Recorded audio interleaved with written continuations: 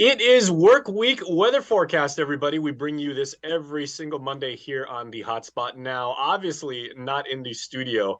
I am right now. By the way, Landon Aidlet, also under the weather. Work from home, everybody. It's what all the cool kids are doing these days. If you're sick, please stay home. We don't need this flu that's going around spreading any further. Landon is just getting over it, as am I. But Landon, my Canadian geese here over my right shoulder, are saying what's up. All three of them.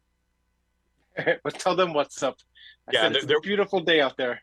yeah, okay, yeah, absolutely agree. Beautiful day today. However, last week I want to say your forecast and your predictive capabilities, that's your superpower. You were absolutely spot on about how much of the wet stuff we got because it was raining like nonstop. And this weekend was pretty crazy too. So first of all, kudos to you for giving us a heads up on how much rain we did get. Were there any surprises at like how much precipitation we had to endure? Yeah, and definitely thank you on that kudos because we were watching that signature and that monsoon pattern, which really evolved last week, and it just really stayed in place over Guam and the CNMI for all of last week into the weekends, and it really, really produced. There was nothing shy of wet last week, but the only one surprise I had was on Wednesday. We had the 5 to 7 inches of rain across most of Guam on Tuesday. We were expecting the showers and thunderstorms to continue into Wednesday. It was so much drier on Wednesday last week, but that was really because that circulation to our west in the Philippine Sea that really started consolidating, and it pulled the moisture away from Guam. So it allowed us to be in a little dry slot and pretty fair weather on Wednesday. But then the showers and thunderstorms really filled in across the region Thursday, Friday, Saturday, and lingered into Sunday morning yesterday. So it was wet. I think it kept most of everybody inside, and we lost a little bit of our skin tone over the last week. So Oh yeah. I feel a little bit white.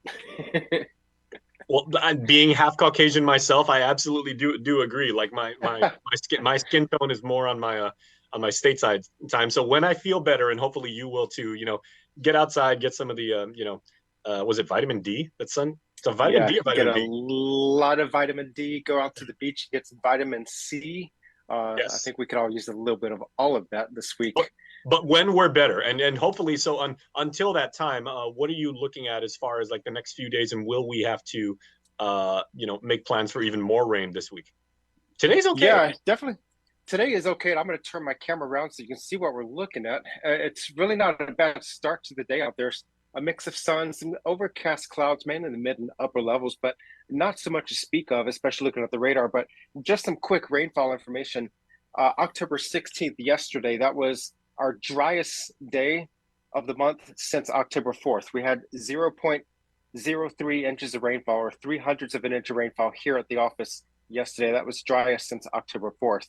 The October rainfall for the month, we're sitting just under a foot of rain for the month. Normally, we're at 7.16 inches. So we have a surplus of nearly 4.5 inches of rainfall. A Hmm. lot of that fell last week.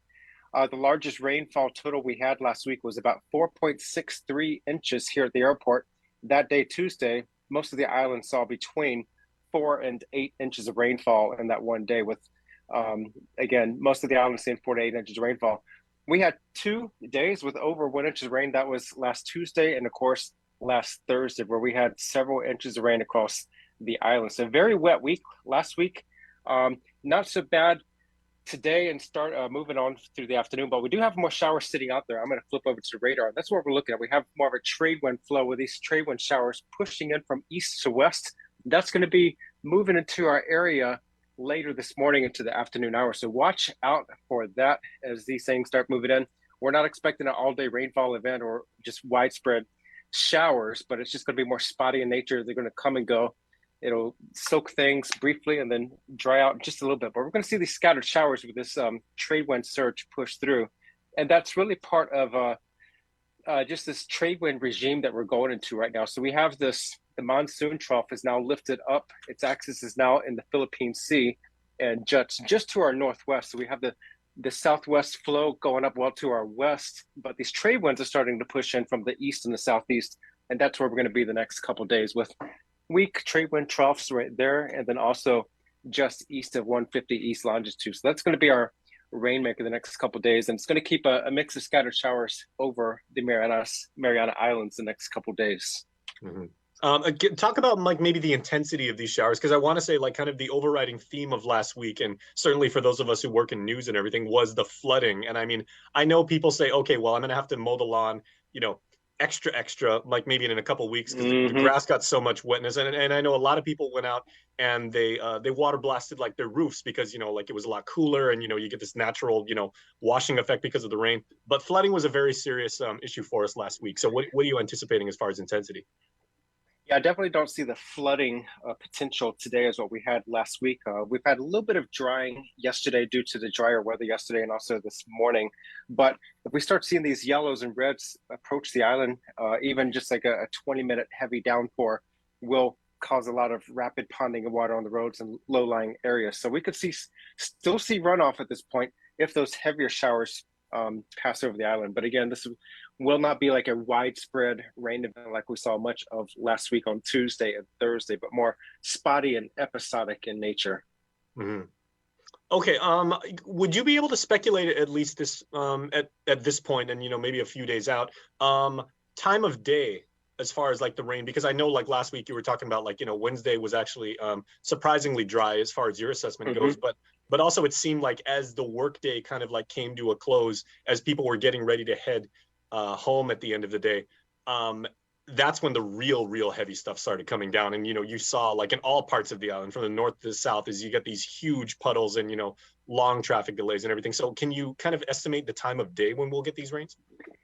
Yeah, for the ones today, it'll probably be closer to late this afternoon. So another rush hour showers likely for today, but they're all sitting just east of our coastal waters. This line right here goes at about 40 miles east of Guam. So they're still upwards of 50 to 70 miles east of us. That's going to be gradually pushing in. So it's going to be more of an afternoon passage. So probably could be wet in areas for your afternoon rush hour into the evening hours. And then we'll see the scattered showers continue overnight into Tuesday. All right. So wrapping up and everything, any surprises for you maybe looking this week, or is there anything that, civilians like us whose vocal cords are basically on the mend because we got all this congestion, uh, any surprises we should be worried about? Not so much, but it is nice to go to our homepage, weather.gov/GUM. We have no alerts at this time. We've been under a flash flood watch for most of last week, You and guys have also been with in the my bookmarks hydrologic for outlook. years, I got to tell you, man. Yes, it was busy last week, and right now there are no advisories. But one thing to keep in mind is later in the week, we could be seeing a building surf along Oh North my. Basin Reef. So we're looking at possibly the first strong cold frontal system coming off of Japan and Russia later this week. And so that's going to not reach to the Mariana Islands, but the strong fetch of winds northwest of that cold front could generate swell that will eventually reach the islands this weekend. So we could see building seas and surf, particularly along north facing reefs. So that would be like Retidian Beach, Tangisan, and Iganya Boat Basin. So watch out for that. Watch our forecasts closely because if these seas and surf do build, we could see advisory levels later in this weekend, but it really depends on how that cold frontal system evolves later in the week. So watch Yeah, out for that for the weekend. that chart's got such a dramatic upswing. I thought you were like bringing up like the Bitcoin share price there for a moment. It's like Yeah, if you're on that's Bitcoin. actually quite alarming.